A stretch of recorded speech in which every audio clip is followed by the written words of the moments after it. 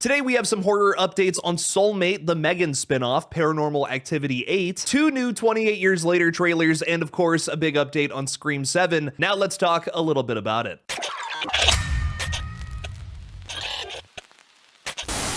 Hey everybody, I'm Killjoy Jake, and instead of having friends, I have horror movies. If you're terrified about this Netflix and Warner Bros. Merger just as much as I am, then make sure to like this video and subscribe for more horror movie updates while we can still see them in the theaters. Also, the best way to support this page is by becoming a channel member or Patreon supporter, where you'll get an extra review video each month. Patreon supporters exclusively get to see trailer reaction videos as well. Thank you to everyone who keeps me in business. Now let's get into the updates. The Paranormal Activity franchise is back in full effect, as Blumhouse is officially renewing the series for a Part 8. Since the 7th entry, Next of Kin, dropped straight to Paramount Plus in 2021, the found footage franchise has received a stage play and an upcoming video game subtitled Threshold. Now Jason Blum, franchise creator Oren Peli, and James Wan will come together to make the next found footage flick. Chatting with THR, James Wan said, "I've been a huge admirer of Paranormal Activity since the brilliant first movie, with its creeping slow burn and subtle ability to make the unseen terrifying. I'm looking forward to expanding on its legacy and helping shape the next evolution of the scary found footage franchise." James Wan plans to just produce the upcoming flick. We don't know anything about a director or writer quite yet. I'm really hoping they bring back Christopher Landon to write, however. Jason Blum talked a bit about this series' legacy at this company, stating, "Diving in with James for this exciting rebirth of the franchise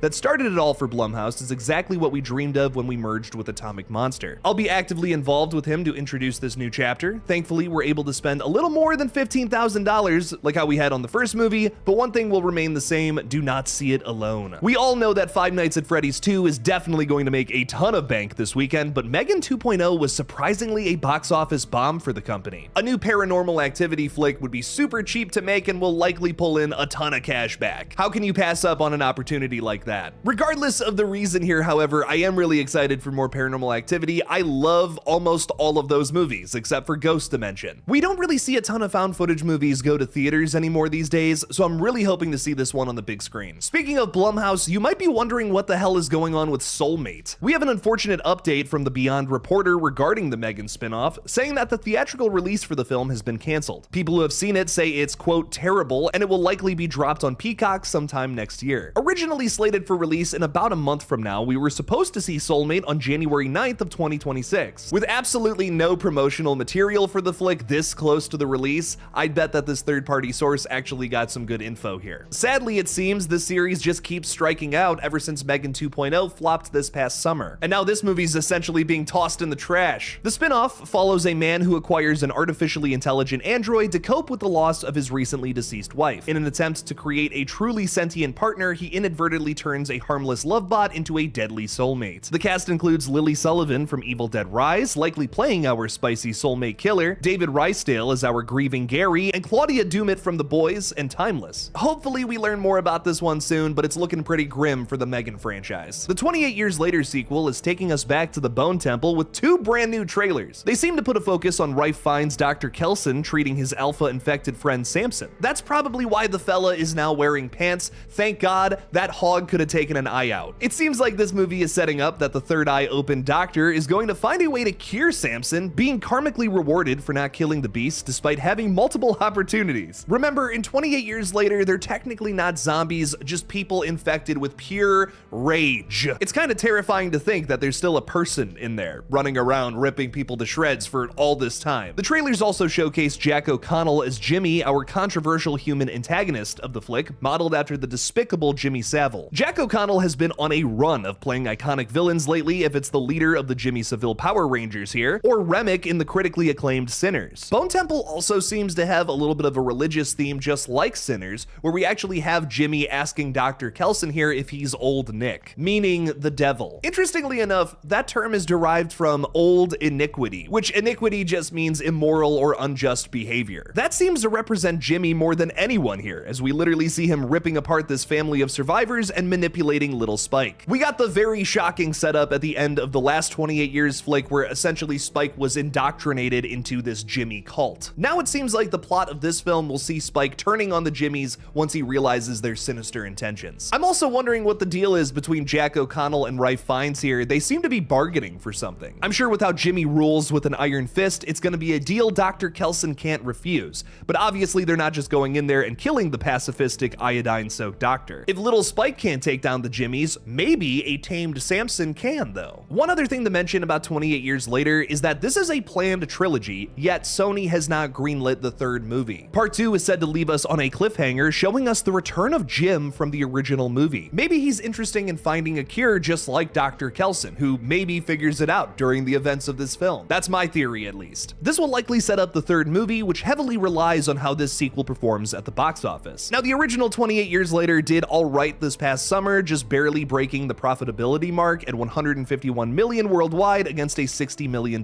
budget. But the sequel needs to maintain if we want this story finished. I know it's a lot to ask to get people to go to the movie theaters in the middle of January. It's a crappy month, I get it, but please show up to this one on January 16th. My head might explode if we're just left on a cliffhanger for the rest of time with this series. Remember when that happened last time with 28 weeks later and we just now decided to do something with it? I am begging you, Sony, do not do that to us again. Finally, we have a Scream 7 update that sadly isn't about a new trailer, but we do have a new interview to break down and some rumored second trailer details. Chatting with the New York Post ahead of the release of his new movie Five Nights at Freddy's 2, Skeet Ulrich confirms that he is not in Scream 7 despite circulating rumors. He said, "I'm not involved. I'm excited for Kevin Williamson to take the helm and see what the mastermind of it all comes up with." Ulrich also brings up the lost 7th installment that would have put the focus on the Carpenter sisters again, saying that he was briefly involved with that project before Melissa Barrera was fired. He elaborated on that, saying, "I used to know what the movie was about because part of coming back for 5 and 6 was being a part of 7. It was a 3-picture arc for Billy Loomis, or the imagination of Billy Loomis in Melissa Barrera's character's head, but when all that went down with her, obviously you lose her and you lose what's in her head. I used to know what the 7th was going to be, and it was really, really interesting. Now I have no clue. I don't know how Matthew Lillard's back. I have no idea, which I'm kind of excited for to see it and not know. It's a shame that we're never going to see the real third entry in the Carpenter sisters story now. I kind of felt like the characters were getting stronger with each entry, and I'm sure that would have carried over into 7. That's something that I feel is really uncommon for the majority of requels that tend to fall off as they go along. It's a lost film now, however, and we may never know what it would have entailed. We might know what the next Scream 7 trailer could show us, however, according to third-party source Jude Jarjora. Jude says that trailer 2 will show us our first look at Anna Camp's character, more shots of Sydney and Gale, as well as Matthew Lillard reprising his role as Stu Macher. Jude specifically shares a picture of Matthew Lillard, scratched up on a cell phone, however. I'm telling you right now, if it's just a deepfake of him over a FaceTime call, it's gonna give me the ick. Please God, don't do that dumb shit, Kevin Williamson. That is just so not gonna work. Lots of exciting updates here, ladies and gentlemen, but which one was your favorite? Let me know down in the comments below. Thank you guys so much for watching. Please subscribe, and as always, don't forget to kill it out there, y'all.